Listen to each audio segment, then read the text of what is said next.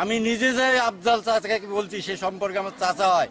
আমি যা বলছি, চাচা আপনি মুরব্বী লোক, আমার ছেলে ক্ষতি হয়েছে, তোমরা দোয়া করো সে ফিরে আসুক, যেটা বাস্তব সত্য আমি সেটাই বলতেছি।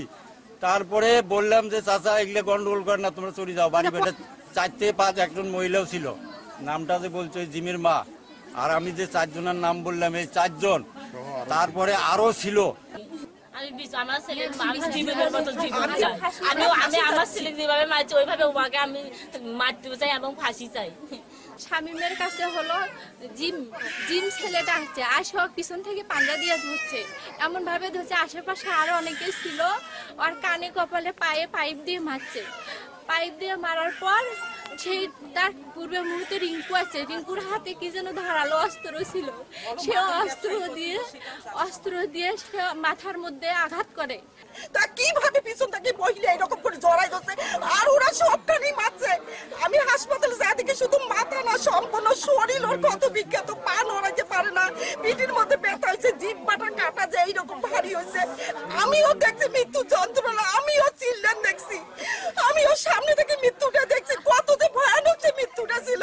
কেন এভাবে মায়ের বুক খালি করবে, কেন মারবে, আর কত মায়ের বুক এভাবে খালি করবে? আমরা সুস্থ বিচার চাচ্ছি, আর যেভাবে আমাদের বুক খালি করছে সেভাবে আমরা ফাঁসি চাচ্ছি, ওই ছেলের সব ছেলের ফাঁসি চাচ্ছি। 11টার পরে সে দাঁড়িয়েপুর থেকে আসতেছিল, তার হোমিও ব্যবসা আছে দাঁড়িয়েপুরে, সে হোমিও চিকিৎসক। প্রতিনিয়ত যে সময় আসে সেই সময় সে আসতেছিল। আসার পথে অতিরিক্তভাবে এই মুক্তিযোদ্ধা আফজালের বাড়ির সামনেই, তার বহির উঠানেই আফজালের নেতৃত্বে তার নাতি তাহসিন, তার ভাতিজা হলো রিঙ্কু, তার নাতি হলো জিম, এবং ওই জাহাঙ্গীরের ওয়াইফ, এবং হলো আরও আফজালের ভাইরা যারা আছে অনেক, তারা ছিল আফজালের ওয়াইফ সহ, তার থেকে তারা আমাদের এই শামীমকে তারা হত্যার উদ্দেশ্যে তারা ধারালো অস্ত্র দিয়ে তারা হলো আঘাত করে।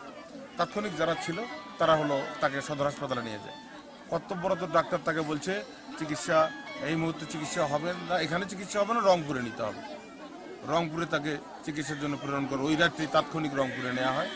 রংপুরে চিকিৎসাধীন অবস্থায় সে কাল রাত 7:30টার দিকে সে মারা যায়। তাকে যে অ্যাসল্ট করা হয়েছে, কি দিয়ে অ্যাসল্ট করা হয়েছে, সেটা নাকি বিষযুক্ত কোনো চাকু কিংবা ধারালো কোনো অস্ত্র, এইটা ডাক্তার নিজে বলছে ওইখানকার। সে কারণে তার কিডনি দুটো ড্যামেজ হচ্ছে। 72 ঘন্টার মধ্যে তার সম্পূর্ণ শরীরে রক্ত পানি হয়ে গেছে।